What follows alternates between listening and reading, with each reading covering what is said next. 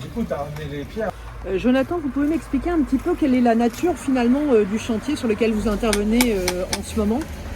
Bah là, c'est une église qui a été reconstruite, complètement démolie et reconstruite en 1870.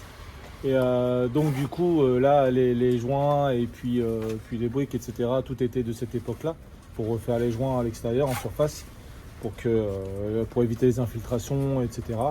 Et puis sur Chantonnière, on a eu beaucoup de mousse aussi, de lichen, il fallait vraiment détruire en fait, parce que petit à petit, ça mange la maçonnerie. Le travail de restauration fait partie un peu de ça. On a eu beaucoup de pierres même également à changer, parce que ce sont des pierres qui ont été réutilisées au moment de la reconstruction. Donc c'est de la pierre qui est bien plus ancienne que la reconstruction, on va dire.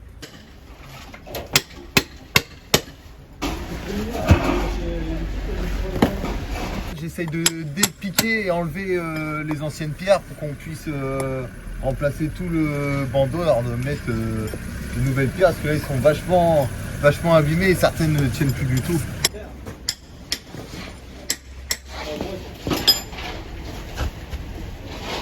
On se rend compte que la matière ici a été vachement abîmée. On a carrément perdu de la hauteur sur la pierre.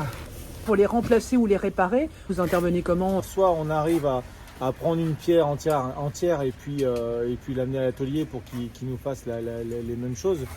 Ou soit il faut qu'on fasse un gabarit en s'inspirant un petit peu de ce qui est sur place, et surtout en essayant d'imaginer un petit peu la moulure comme elle est à l'origine, quoi.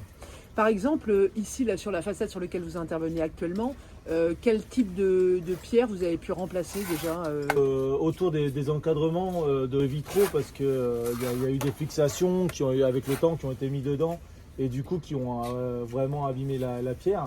Autrement, souvent les pierres les plus abîmées, c'est au niveau des bandeaux ou des pierres horizontales, on va dire, où l'eau vient abîmer avec le temps la pierre, quoi.